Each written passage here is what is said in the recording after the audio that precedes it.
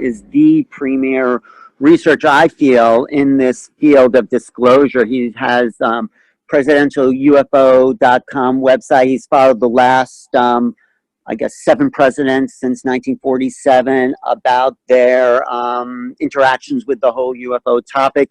But he's been following closely since December 16th, 2017, but before that. But he's the one for me who has all the moving parts in order. And this is such a complex issue with the people coming out for disclosure, people coming out within the government against it, and this part in between that he talks about. And we're going to get a really nice overview of where we are to date. And then on Saturday, we'll take it even further. So Grant, I've tried to listen to every single word you said in the last few months about what's going on. And the only thing I have, and maybe you'll address it, is that in the New York Times article, Luis Elizondo said he was having conflict in the Pentagon when he wanted to come out with this disclosure. And I was wondering if that played into where Pandolfi was trying to exert his power. Was that the conflict? But maybe you'll get into this.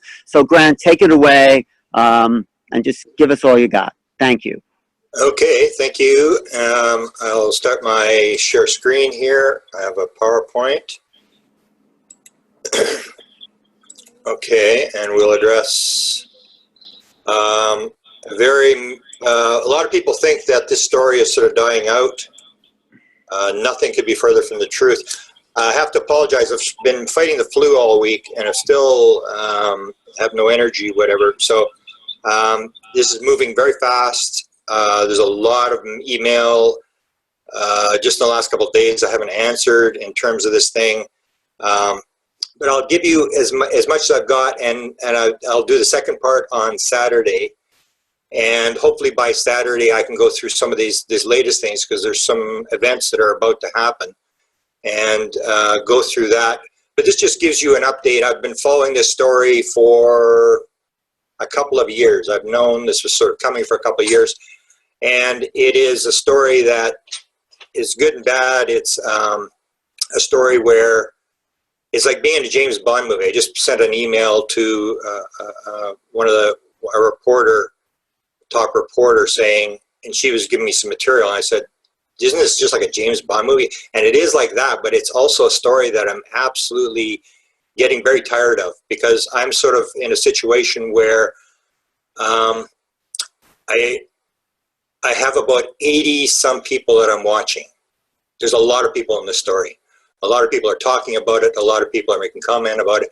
And what I basically do is I just sit there and watch all these people. And there's maybe 35 of them.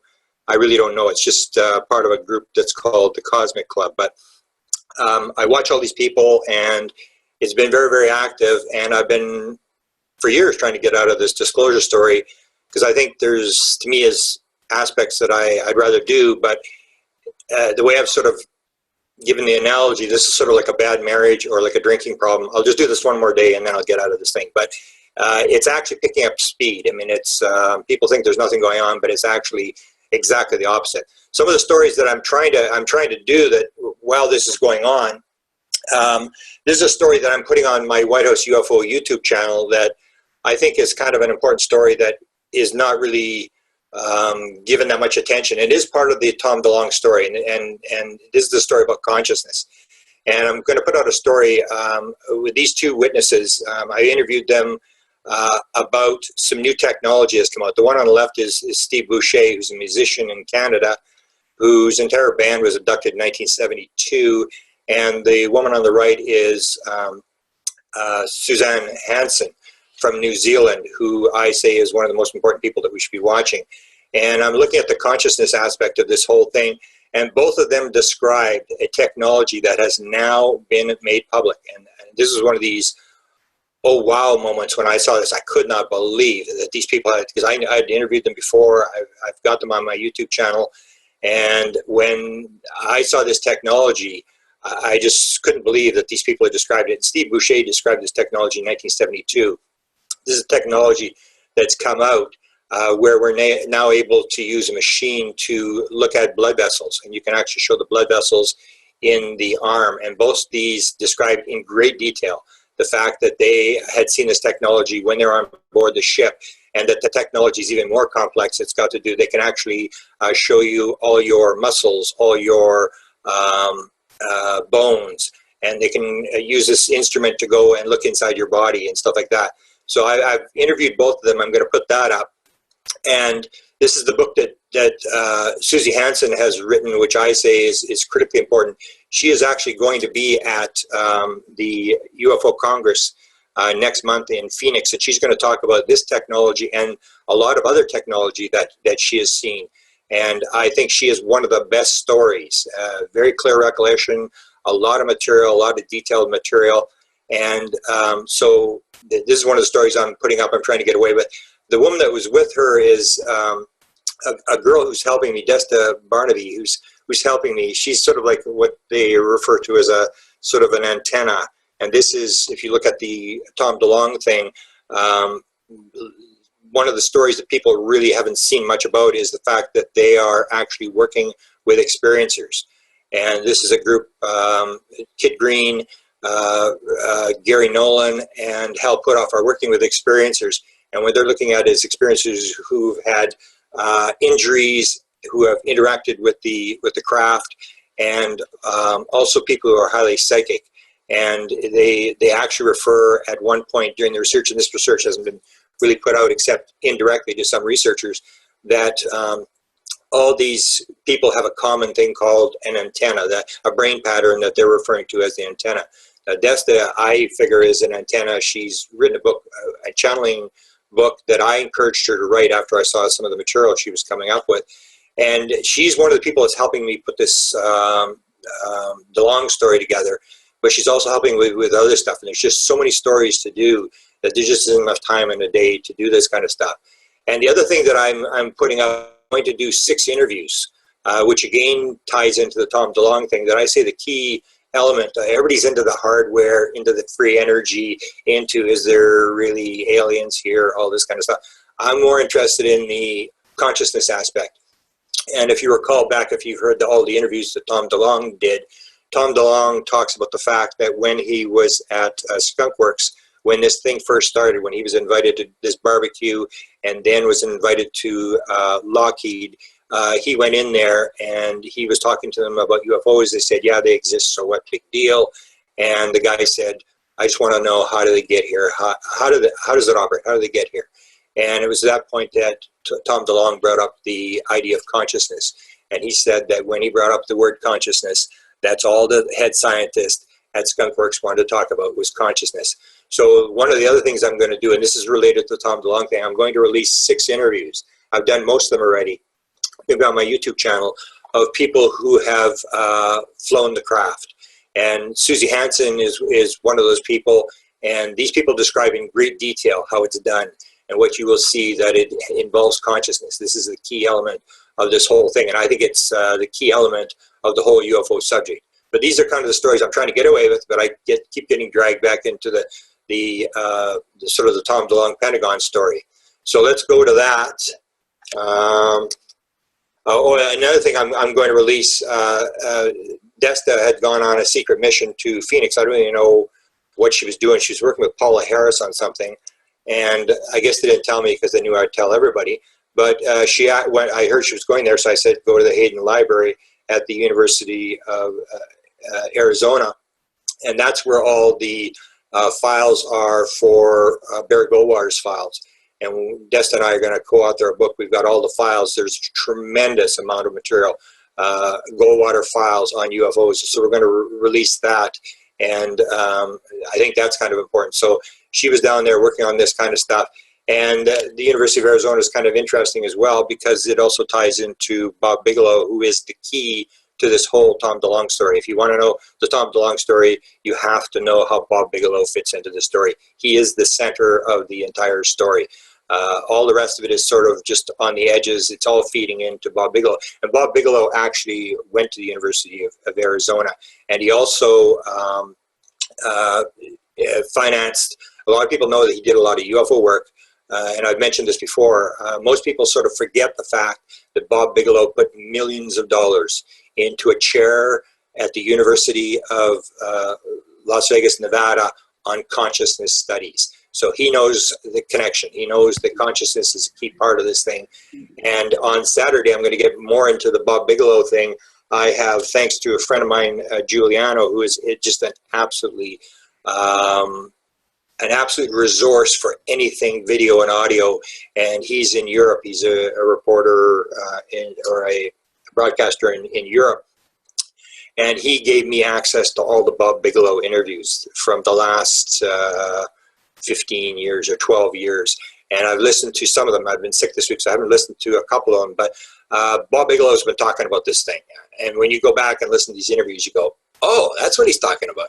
And so I'll do a little bit of this on Saturday, Bob Bigelow's connection to this, which is extremely important. Now, this is my main slide that I bring up almost every time I do an update, and I try to get it across to people. And I don't think people are really catching on, but I'll bring it up again. What is going on here is not disclosure. The government is not disclosing. And when I talk on Saturday about Bob Bigelow clearly in 2013 in an interview, he's asked, and he talks about this at length. This is not what they're doing. What they are doing is confirmation. Bob Bigelow does not believe in disclosure. He believes in confirmation. And what he says is that we are going to, we have to confirm the fact that UFOs are real, that we are being visited, that people aren't crazy, that this phenomenon is real. And disclosure will come a couple of years down the road. The first thing we're going to do is to do this confirmation thing. So that's what's going on. People think there's disclosure going on. If there was disclosure, the Pentagon would have come out and made an announcement, released all the films, released all the data, released all the files, released all the medals. They have not done that. They are not disclosing. People have to go, because people keep thinking, when are they going to disclose? This is way down the road. What is happening with this Tom DeLonge Pentagon thing and with Pandolfi is they are doing this acclimatization thing. This is a gradual release. It's a controlled release. And I wrote about it in my book, Managing Magic, which I'll show you in a second. And I've written a couple of books. I've written about this for 20 years, that this is what they're doing, and they've been doing it over and over again. So the Tom DeLonge operation is just the latest version of this story. It has happened many times before. And the government is not covering up. They're not, if they're covering up, they would just shut up. As I'll describe on Saturday, I will give you the Canadian government take on this Tom DeLonge thing, what the Canadian government reacted to this. So what's happening here, and this you have to, I'll keep referring to this slide as I go through my lecture.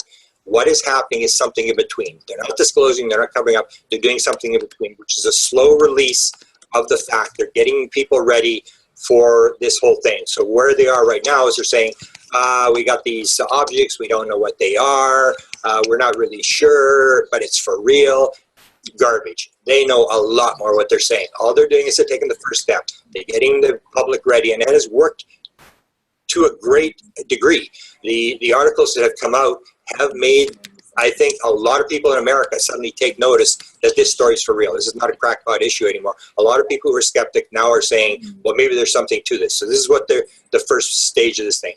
Now, as I said, I wrote this in Managing Magic. This happened with Bill Moore. This happened with the UFO Cover-Up Live in 1988, and it's happening again. And as I'll describe, I'm dealing with Eric Davis, who's the chief scientist for Hal Puthoff, and he stated to me that he believes this is the second disclosure. This is the second effort. The first one took place in 1973, 74, 75, with a guy by the name of Bob Emenegger, who's a good friend of mine, and had to do with the Holloman Air Force Base video, and it had to do with a book and a documentary that he did called UFOs Past, Present, and Future. It's exactly the same thing. They said his impression was that was the first effort to get this stuff out. This is the second effort to get this stuff out. And I'll talk a bit more about the Bob Emenegger thing and how it ties into this, how it's exactly the same pattern. All they're doing is doing the same thing with different players. This is to show you that a lot of this stuff, people are thinking this thing is slowing down. I actually was dealing with some emails and some postings that were done at Open Minds Forum today, following a news story talking about a meeting taking place next week. And I think I've mentioned this in past updates. This is about my 5th or 6th update since October the 11th that I've done on this Tom DeLonge thing. And in all of them, I've sort of had the feeling that there are no two sides. Everybody's in the same room, and everybody thinks there's all these sides, and that they're all competing with each other. They're all fighting. There's all these different people fighting with each other, and actually, it's just one big operation being run and authorized by the President of the United States. And one of the postings that was on there today talked about this meeting and how they were going to take over disclosure next week at this meeting that's going to take place, and it ended with a very sort of authoritative want to bet, and they're very sure. So this is some of the stuff that I haven't really had time to sort through, but there's a lot of stuff going on in behind the scenes, various players moving around, various meetings taking place, and there's been probably 5 or 6 meetings where when I saw 2 people were meeting, I was going, those people are on opposite teams. Like, what are they doing? And the more I look at it, I'm not sure yet, but the more I look at it, the more I think it's all the same thing. It's all the same operation. That it's one operation, and from making it look like there's 2 different operations going on. Now, one thing I want to point out with this Tom DeLonge thing, and because everybody always goes back to the New York Times article, New York Times article, New York Times article, and what people have to realize, this was carefully orchestrated, that this was something that was done in 3 different newspapers at the same time. It wasn't just the New York Times. It was also the New York Times ran the 2 stories, but the Politico ran a story, and the Washington Post ran a story as well on the same day, which shows that this was very carefully planned behind the scenes, that all these 3 major outlets all went with the story the same day. That was not coincidence. So the people that are behind this very carefully planned this. And another thing I'd like to point out at this point is people, I'm sort of in the middle of this thing now between all these different people, and I'm sort of, getting a lot of static from people. I had the sort of people telling me that, I was the only defender of Tom DeLonge, and if I would stop defending the guy, his whole operation would fall apart. And now I'm getting the thing like I'm attacking Tom DeLonge. And so my position is this. I have these 80 sort of people that I watch. I don't really interact with many of them. I just watch what they're saying. I sort of put the pieces together, and I don't belong to anybody's church. I don't belong to anybody's group. I don't carry anybody's flag. I just want to put out what I think is the truth based upon all the stuff that these people are saying. And some of the stuff I may say may be stuff that people are feeding me that's wrong or whatever, but basically there has to be an outlet for people, because there's a lot of games playing. This is U.S.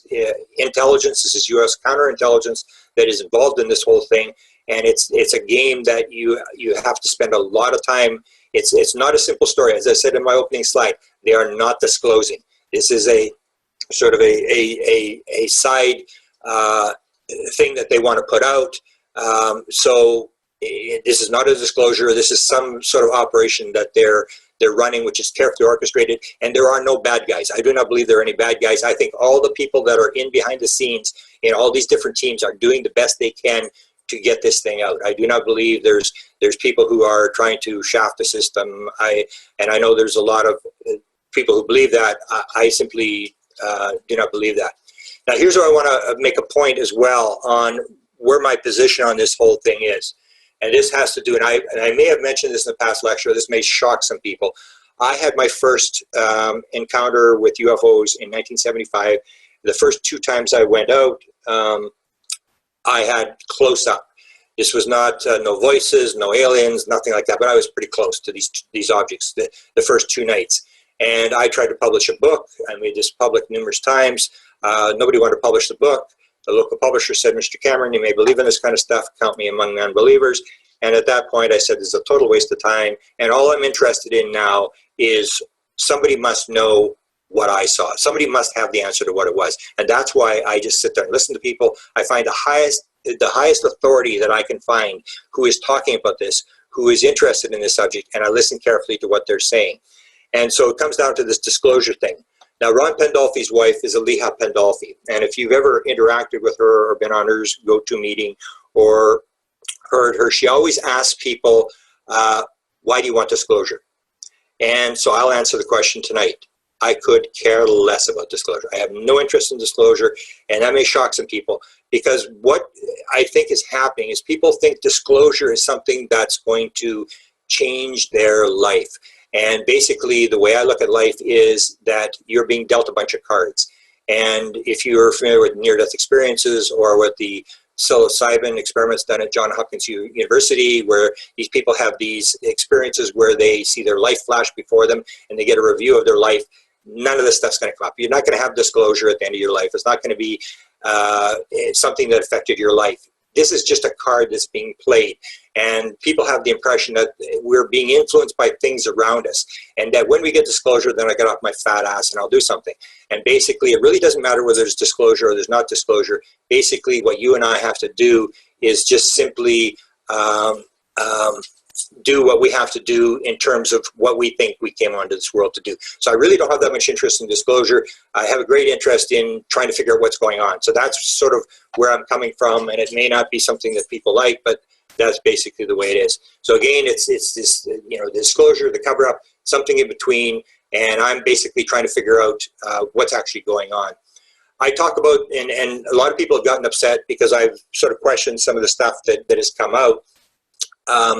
What you have to remember in this story with Tom DeLonge is that I call it the high hurdle.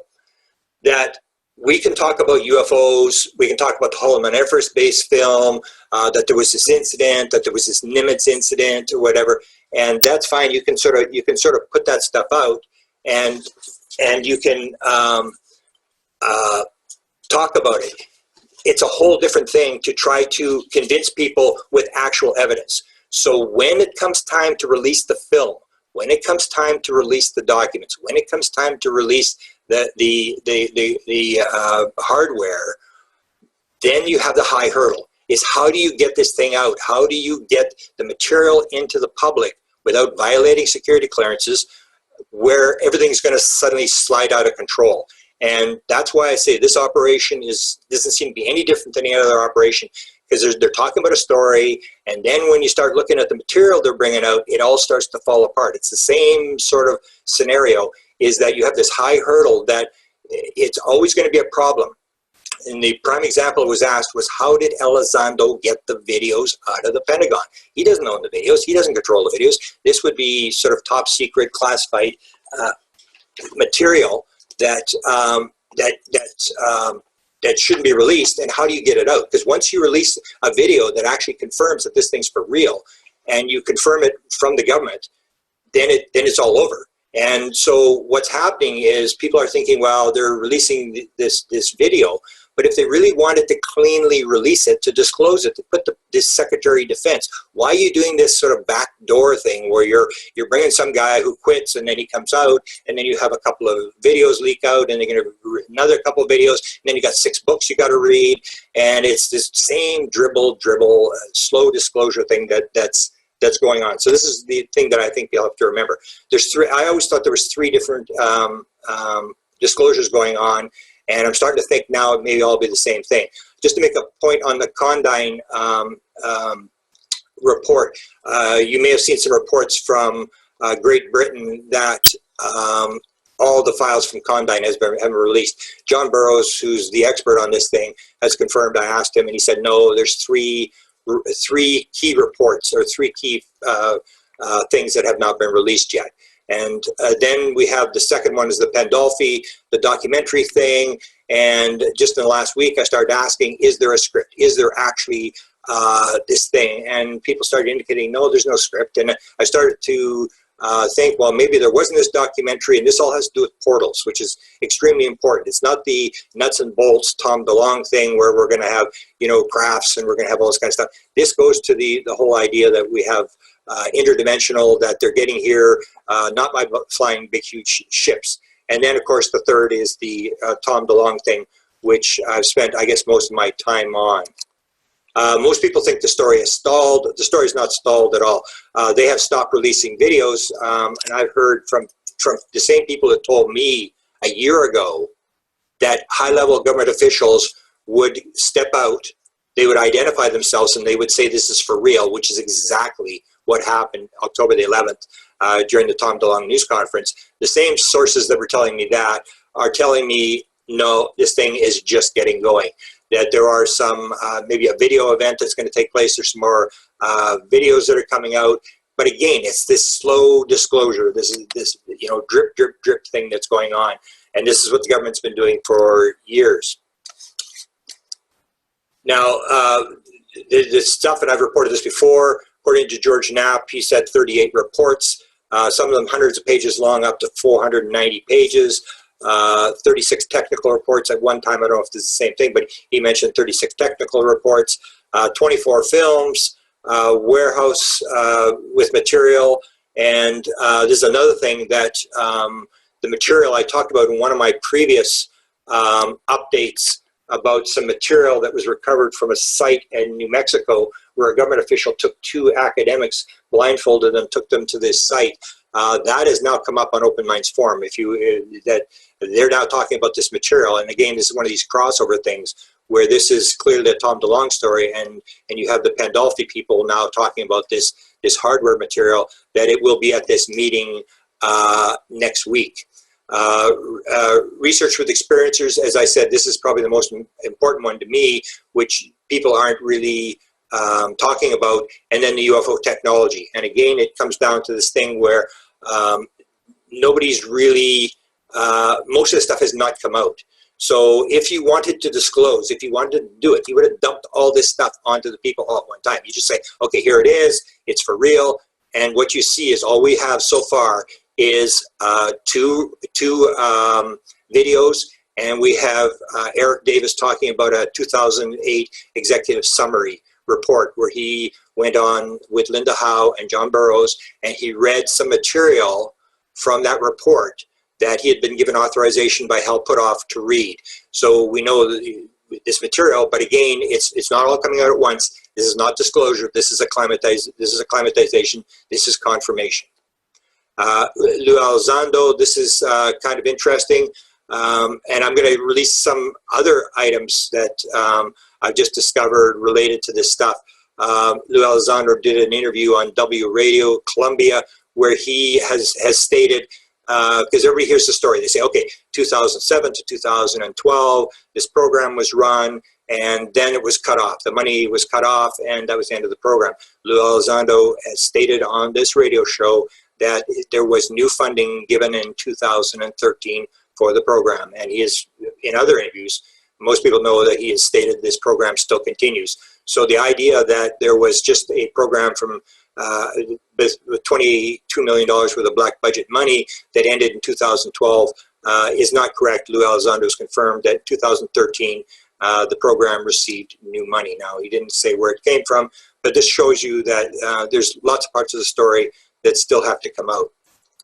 As the Nimitz story, and this is where I'm sort of being attacked because I have some questions with the videos that are out, and I'll explain why. I have no question about the Nimitz story, none. The Nimitz story did occur. There was objects over 2 weeks. There was all sorts of encounters. There was all sorts of documentation that was done of this whole thing.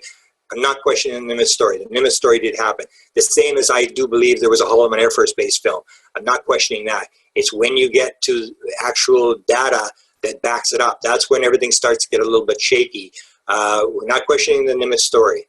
One of the interesting things Eric Davis brought up about the Nimitz story was that it happened over the island, the Coronado Island, which is kind of interesting because in 10 years before the Nimitz story, in 1994, the Coronado, if you read Yvonne Smith's book, there was a huge abduction of a whole series of people at the Coronado Hotel. So this is just below where this Nimitz thing was supposed to have occurred.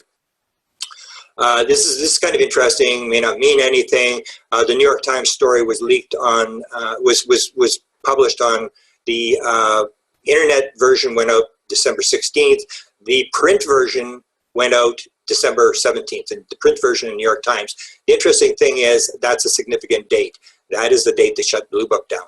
And sometimes you sort of see this, and it's just a pattern, maybe it doesn't exist, but I've always seen these patterns that they do these things just to sort of throw hints. And one of the ones was If you remember the Corso story, most people may not realize that it happened on the 50th anniversary of Roswell, and the Chase Brandon story, where he stood up and said Roswell was real, it was extraterrestrial, and there were cadavers, happened on the 65th anniversary of Roswell. And it's almost like they do these things just on the anniversary, just to sort of throw this out, that dates are sort of important as to when you leak, when you're going to leak. The UFO film, now this is where we get into the sort of the problems of this whole thing. There are the two videos that have come out, and as I'll point out on Saturday, the one is not a Nimitz video. It's been confirmed as happening on the east coast of the United States by the Fravor, the commander, told the Boston Globe that the one it was happening on the east coast. So they are not both Nimitz videos. The one is, and here's the one, here's the Nimitz video, and this is the video. I showed it back already in October. This thing has been around, as I'll point out, since 2007. And it was, as Eric Davis pointed out, because of course the controversy started on the internet, that this video was already on a company, a TV production company called Vision Unlimited in Great Britain. And Eric Davis stated that his belief was that somebody from the Nimitz who collected the videos leaked that video or sent that video to the German production company. The question is, why would you put it on a German production company site when you could have put it on an American site? You could have put it on any site. Why would you put it on a site where they're actually doing 2D and 3D production, where it might look like they may have hoaxed it? And that may have been, that's where you get into this whole thing where you take the information, you cover it with disinformation, and you release it. That perhaps the reason that they released it, because the reason that they used for putting it on this German site was that it was more secure than an American site, which Isaac Coy was one of the people who investigated this right from 2007, said this didn't make any sense to him, it doesn't make any sense to me either. And what it may be is that you put it there because you want people to have this sort of doubt that maybe they produced it, maybe it was a hoax, and you put it out there. And so it was put up there. The other key thing was that the Nimitz thing happened in 2004, and if this Navy guy who was gathering all the video and the radar data and was putting it on a CD or a DVD apparently, if he had it, why did he wait until 2007 to put it on this German site? Why was there a 3-year delay? 2007, of course, is a significant year. That's when the program started, the Black Money program to study UFOs, and that's when Bob Bigelow got involved in this whole thing. So it may have something to do with what's going on now, that this may have been in the works for many, many years. The Navy person, this is where Eric Davis said on Linda Howe's show that he's the guy that had done it. This supposed reason that it was put there was it was more secure than an American site. This is the name of the person who put it up. The German people say they really don't know who this person was that loaded it on there. And they had the German film students, again, was this thing, and it was posted under a banner called Fighter Jet UFO Footage, The Real Deal. And so it was up there, and then it was posted at above top secret, and then it was loaded to YouTube. Now, one of the stories that's going around is they got it off YouTube. They didn't get it off YouTube. It ended up on YouTube after this whole cycle of being on this German site. So this is what you got to remember, that this video has been around for quite a long time. And it's now gone. It's been taken off, and thanks to Giuliano, he told me where this video could be. It was in an archive somewhere, and I went and grabbed the video. So it's now gone. Now here's the video that is that was put on the German site, that was released, and now I'm going to play for you the Tom DeLonge release, and not the video, but just the audio, and you can tell that there's something different. Here's the video, 2007. Now, people are saying it's the same video. It's not the same video. The Tom DeLonge one has this sound in the background. And the question is, does that mean it's a phony video? No, it doesn't mean it's a phony video. It just means that it may have been altered. And that's what I say.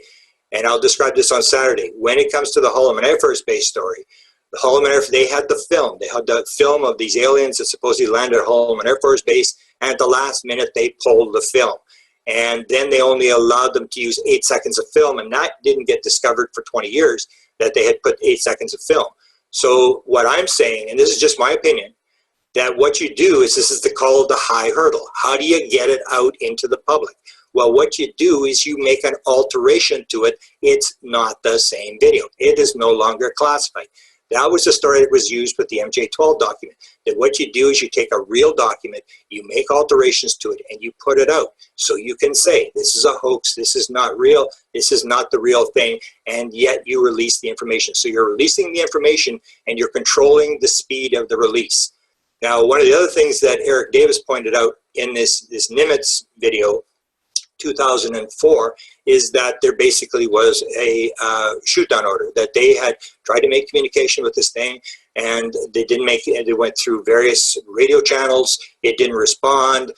Then they tried to do some actions with the plane to get its attention. They tried to get one of the planes in behind, and that they were given an order to try to shoot it down.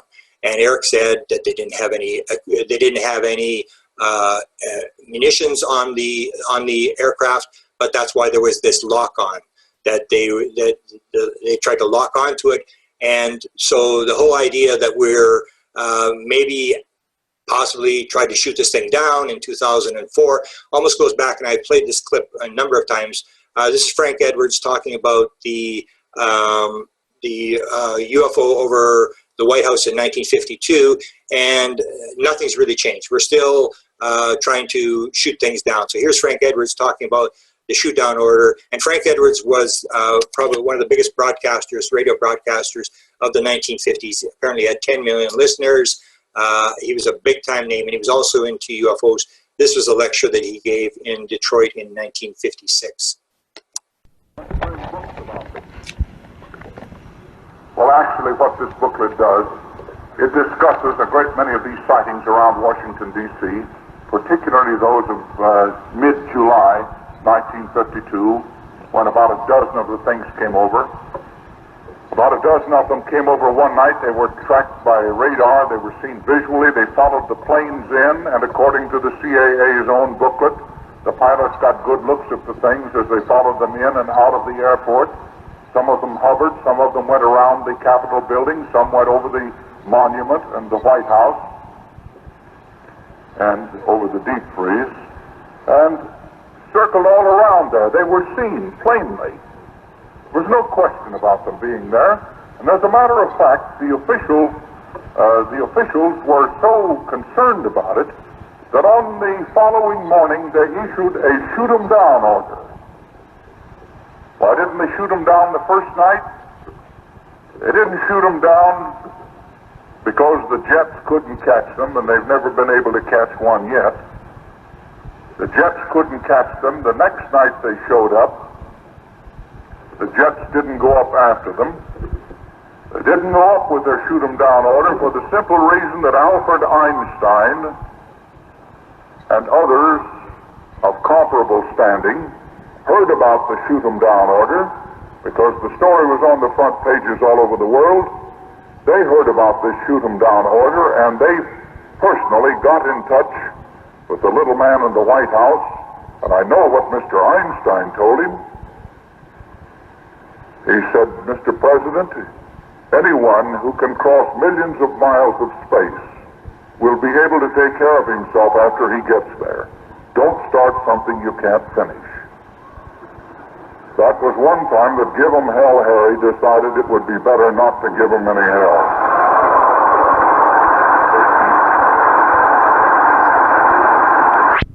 Now, this is my personal opinion, because this has been brought up with this. Well, actually, what this booklet does is the idea that these beings may be evil guys, that they're threats, and Stephen Greer and other people have stated this is a false flag and that this is going to be sort of war, and in a way that is got some validity to it, because some people have said, well, they were arguing with me and say, well, we can get some technology that tells us who the good guys and who the bad guys are, and it's like, no, you can't do that, because you just dress up like the bad guys and bring in the ships that look like the good guys, and you can't. It's always going to be this shoot them down order. So when it comes to evil aliens, I've always said I really don't believe there are any evil aliens, and I basically, and this is my personal opinion, I say that we have met the enemy and he is us. We are the problem, not these ships. They did not do anything. And again, if the story is true, we tried to shoot this thing down. Nothing has really changed. Now, this is an important story that people sort of know about this, but people don't realize the significance of this. And this goes back again to the first slide. Are they disclosing? Are they covering up? Or are they doing something in between? When this story broke in the New York Times, Washington Post, Politico, a reporter, the guy on the bottom right, Jordan Fabian, actually asked a question of the press secretary, Trump's press secretary, and said, does President Trump believe in UFOs, and is he going to refund the UFO investigation program? And Sarah Sanders said, I haven't talked to the president, I will go to the president, I will talk to the president, and I will circle back around and I will tell you. And nothing has happened. And this is the whole deal. If this was a disclosure, if this was for real, they would have come back and said, yes, the president knows about this. Yes, this is for real. And again, they play the same thing that they've played for 14 administrations since 1947. They played the thing, the president's an idiot, the president isn't briefed, the president doesn't know what's going on, because you can't. If the president talks about this thing, it's game over. Then you're disclosing. Then it starts to get out of control. So they're using this back door, half this, half that. If this was a disclosure, the president would have answered that question. They didn't answer the question. They're staying away from it because that's part of the thing, is you don't want the actual confirmation. You don't want to actually bring the video and actually confirm this for real, drop the documents, get the president. If you want a disclosure, you bring the president out and talk about it.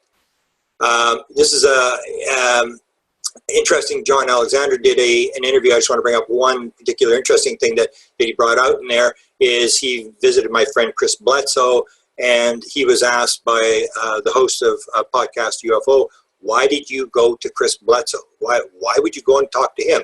And what John said is, my sponsor set it up, which really made me think, a sponsor? And I've heard from one of the other people on the Tom DeLonge team that used the word sponsor as well, as if there is something going on that we really don't know. But again, this is little things that mean something to me but don't mean anything to anybody else. John, however, is on the same page on the consciousness thing as I am, as Tom DeLonge is, as Bigelow is, and I say it's the key. He is actually writing a chapter in the Free Foundation, is putting out a book, and John is writing chapter 21. He's not associated with Free, but he is writing this because he has actually nailed this thing. And he talks about contact modalities. And basically what he says is we need to undertake comparative research of all the contact with non-human intelligence in a unified approach and not via a stovepipe approach. And basically that's the whole thing, and I've talked about for years.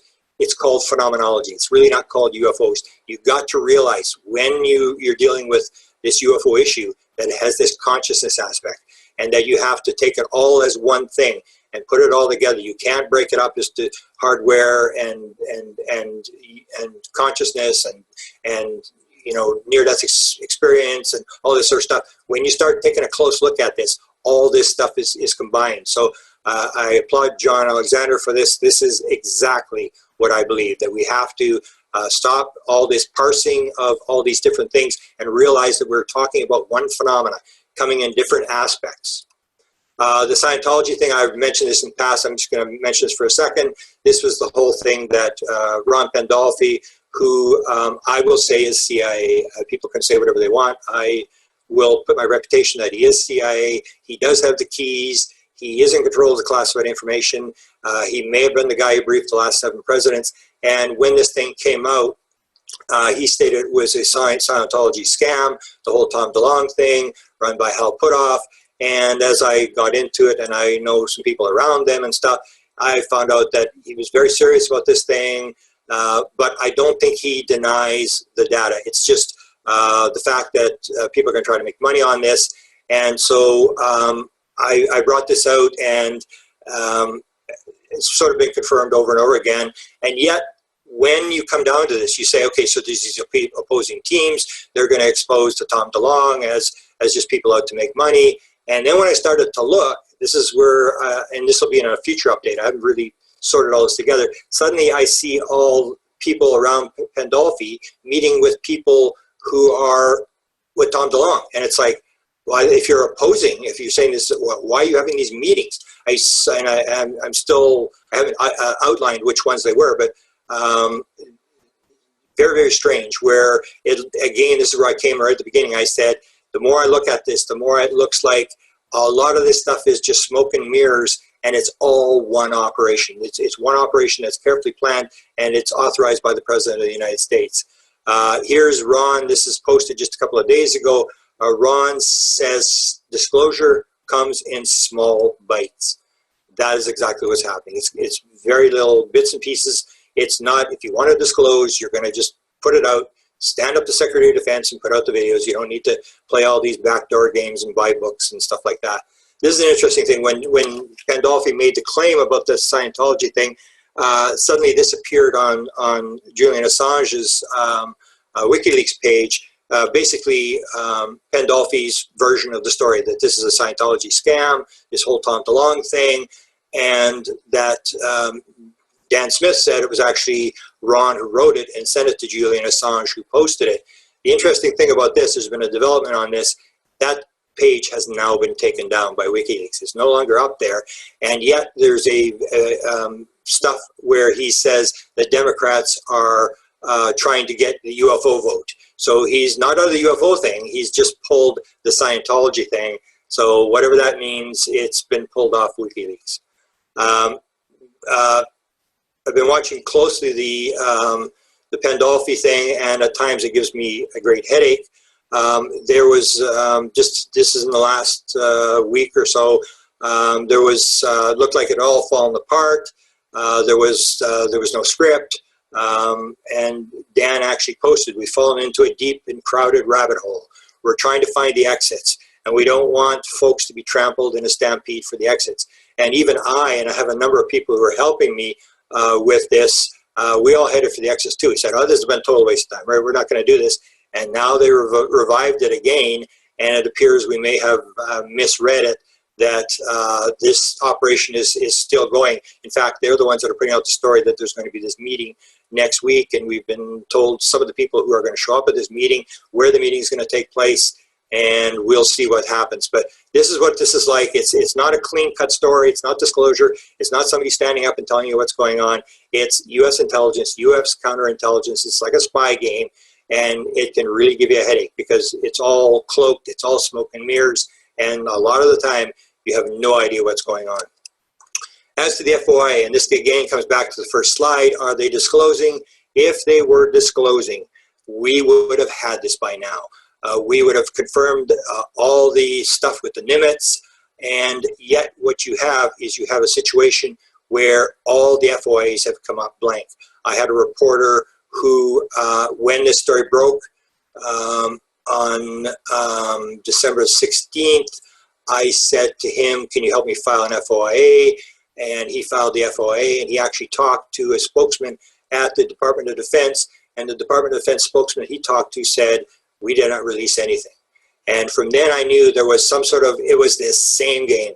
It's the old thing, the story's true, and here comes the smoke and mirrors. And it's like, no, we didn't release anything. And now people are starting to realize, like, yeah, there really is nothing when you actually go for it. The FOIA stuff there's nothing there. You would, if this was all real and these videos were all released, you'd be able to grab all this stuff, but it's the same sort of thing. Eric Davis talked about this, and the idea that people weren't getting this material because John Greenwald, who is probably the top guy to file, hadn't gotten anything. And he basically stated here, we're looking for the chain of custody. And it's called the COC. The chain of custody is the document that the government produces for the New York Times, for the Washington Post, for Politico, for the general public to say this is a legitimate video.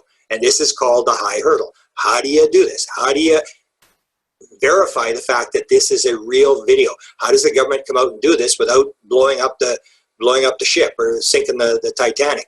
Because once you make this absolute confirmation and everybody's got it, then the story sort of goes out of control. So what happened was Eric said the chain of custody remains classified to prevent tipping off foreign enemies on identities of intelligence personnel, their assigned offices, specific intelligence programs that were involved, and technology, contact, or origin, the data itself. So no, the chain of custody will likely never be revealed to protect highly classified sources. What that basically comes down to is taking people's word. There is a chain of custody, but you're never going to see it. It's and when you get that, it's the same thing. It's a slippery slope where things start to sort of fall apart. Now, I've been dealing with John Greenwald because he has filed, and the idea was that he hadn't used the right name to get his material and to the right office, and that he probably had sent it to DOD. It should have been the DIA. But the reporter that I was working with sent it to the DOD, and they transferred it to the DIA. Now, John Greenwald, in response to the fact that he had sent it to the wrong department, and that the reason he was not getting any material on his FOIs, and he's been filing for a long time. He didn't just start filing on December 16th. He actually was filing in October when they first announced this program existed, this threat identification program in the Defense Department. He started filing. This was his response to the fact that he just is not using the right terms and whatever. He said, I have filed approximately 8,000 FOIA requests over 21 years, not including appeals, MDRs, and follow-ups. When I filed this one, that is being referenced back in October of last year, Mr. Elizondo did not announce the complete name of the program. But my experience and opinion, that didn't matter in the eyes of an FOIA. Why? Well, and then he basically says that he filed and he didn't use the exact title, but it was derived from the testimony of Mr. Elizondo. So he said, Mr. Elizondo talked about this. He quoted the Huffington Post newspaper, and he said in past FOIAs, this is all they need. You don't really have to have it specific. You just have to be able to reference where this was talked about. And so he says the testimony of Mr. Elizondo should be more than enough. The whole point of this thing is that he got nothing. Eric Davis said, the DIA FOIA office will reject Greenwald's request under statutory exemptions because we don't want our enemies knowing the specific details. So here you have this situation where we're going to file FOIAs and nothing is going to be obtained.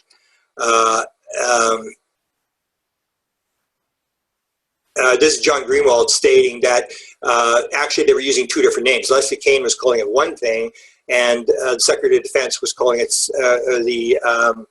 other people were calling it something else. So one was aviation, one was aerospace. So they didn't even have the terms correct.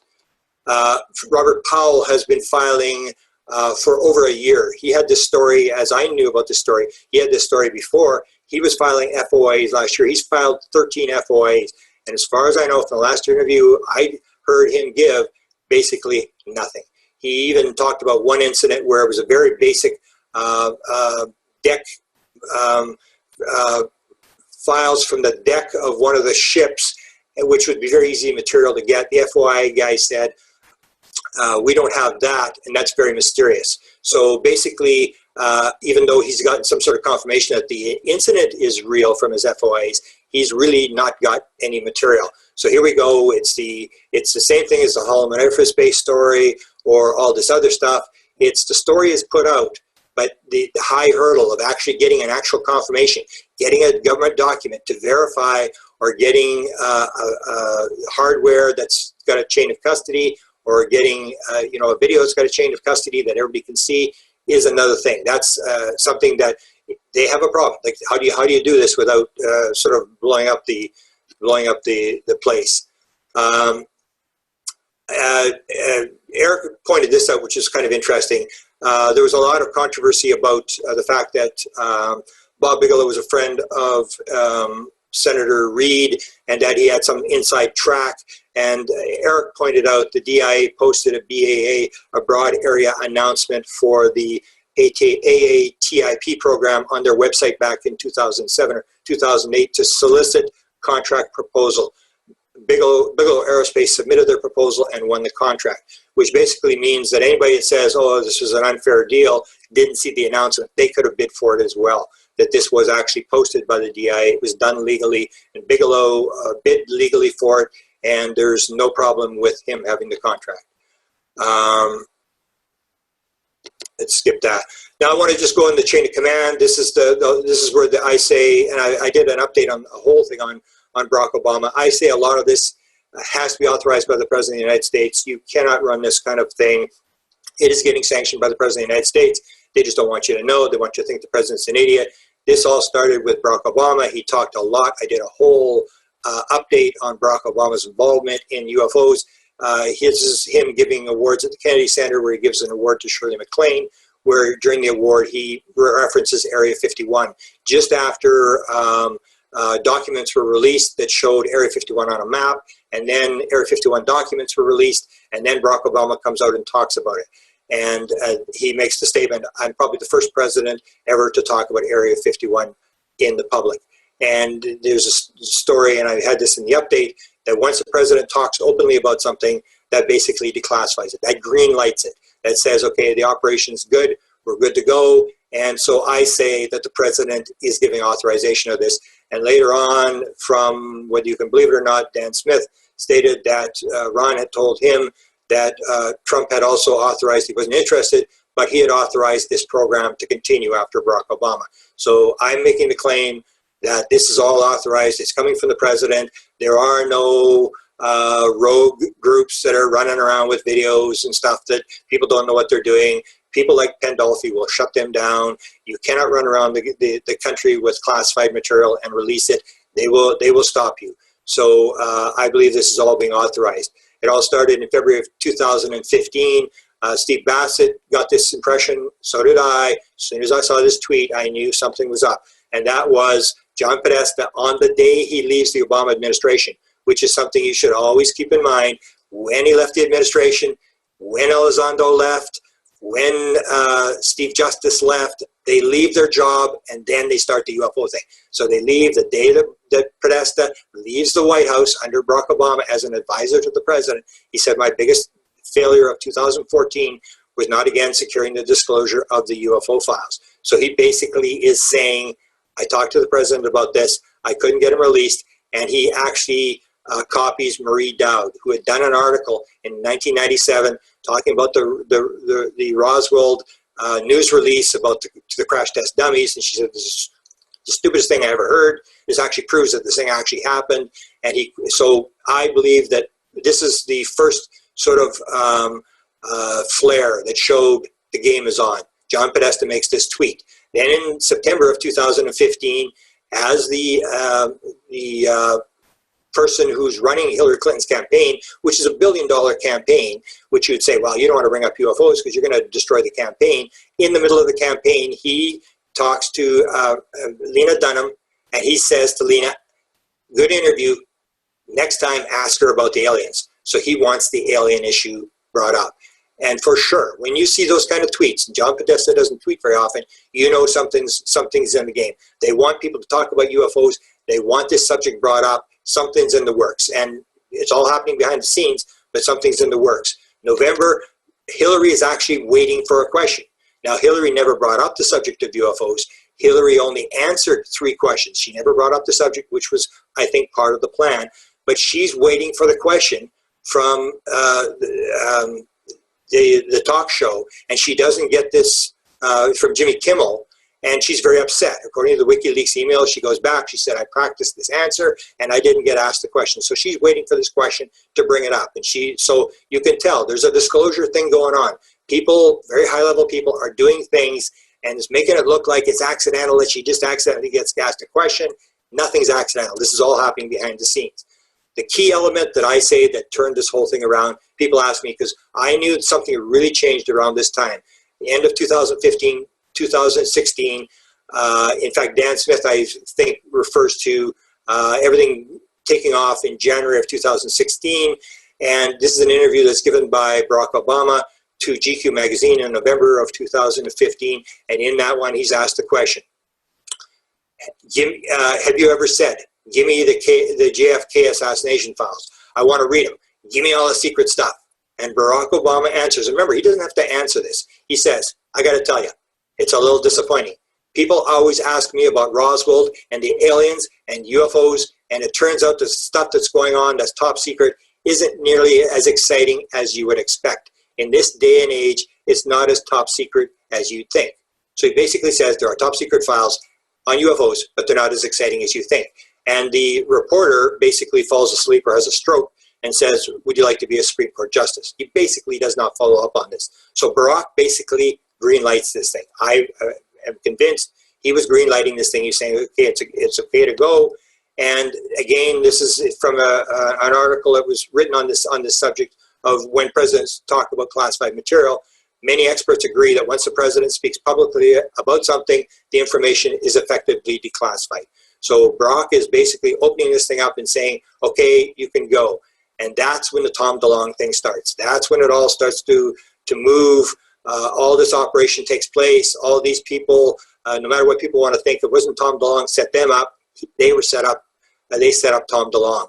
He was at a barbecue. He was invited to that barbecue at Skunk Works, and then he was met the president. The president sent him to talk to two intelligence people in Washington. Those people sent him to NASA. They sent him to the West Coast, to NASA on the West Coast. He met a general, and all these people joined up. No different than Bill Moore in 1980. Same story. Bill Moore, same thing. He had these contacts, and I'll talk a bit about this, how the Bill Moore thing took place on Saturday, how that thing is exactly the same operation, exactly how he was set up. All these people joined him, said, we want to get this material, and so they used Tom DeLonge. He's provided the platform with which they are going to get this UFO material into the public without sinking the Titanic. And again, I say this is a book by Stephen King, and he got a lot of his books in lucid dreams, and he has an expression which applies absolutely to this entire story for 70 years, this gradual disclosure thing, SSDD, same shit, different day. It's the same thing. They're just doing the same thing. They just got different players, different characters, and they're gradually telling you what's going on. That's what's going on. On Saturday, I'll talk about Bob Emenegger, a good friend of mine, and his was the first, and his was very clear, very clearly approached by the U.S. government, very clearly allowed to go wherever he wanted, was allowed to walk into the Pentagon without signing in, was given all sorts of film, and actually still has a top secret film. James Fox knows about this.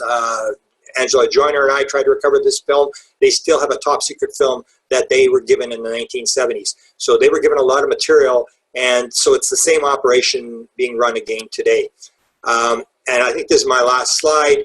I'm going to spend some time on Bob Bigelow because I think he's, when you hear his interviews in the last 10 years, you realize, wow, this guy is a real smart guy. He's honestly trying to get to the bottom of this thing.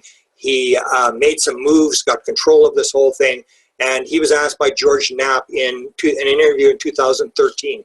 George said to him, do you think there's an operation in Hollywood? Do you think there's an operation where they're putting stuff into Hollywood or they're gradually moving this stuff out? And here's what Bob said.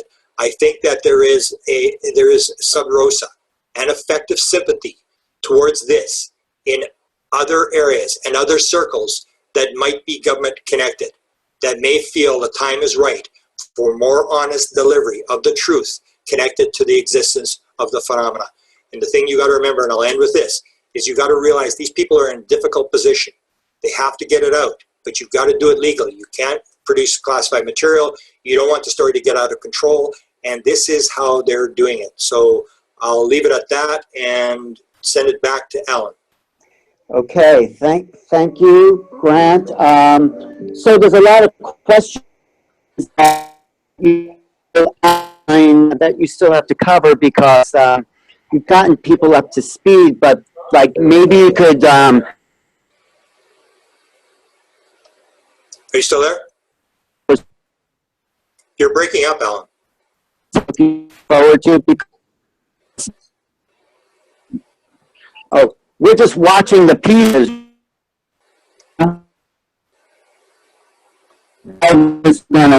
Alan, we can't really hear you. You're breaking up. Oh, sorry. I'm just saying that. Wait. Let me just see if one second. We can hear you now.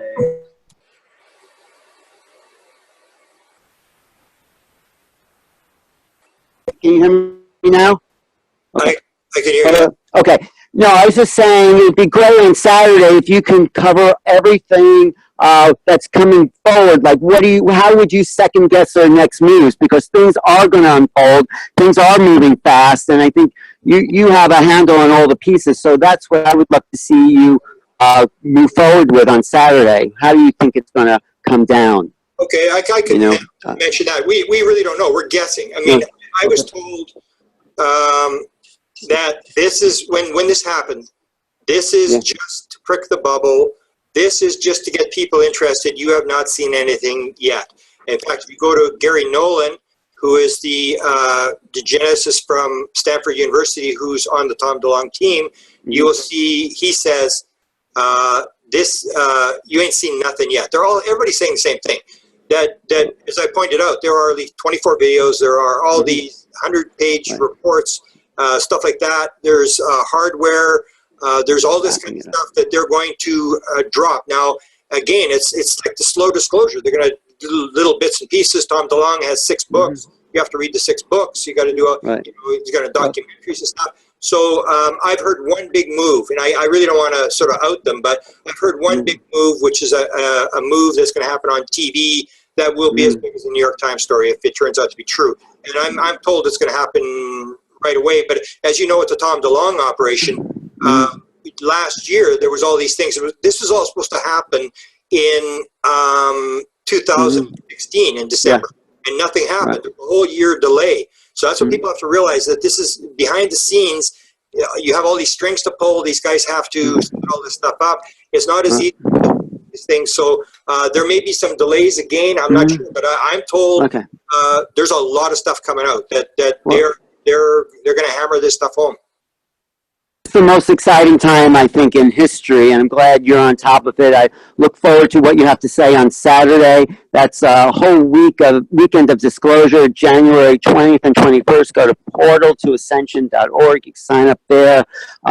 Lots of people on there. Grant's going to be talking at the end of Saturday. We're going to start off with Nick Pope. Grant, thanks so much for that presentation. It's always adds another little piece to the puzzle that everyone's trying to put together. So I look forward to your talk on Saturday. Thank you. Thanks. It helps. And if anybody's got a question, they can sort of pose it for Saturday. We'll do some questions Saturday. All right. Great. I did just want to say that Hal Pulloff was a Scientologist when he worked for SRI with the remote viewing program, if you knew that. Well, Ron Pandolfi's saying everybody except for Mellon is a Scientologist. I don't believe that. No, that's ridiculous. Yeah. But, we'll get into it. If you get into the Scientology thing, I mean, these people figured something out about consciousness. I mean, just because they had, some money thing going on the side didn't mean that the Scientologists weren't onto something.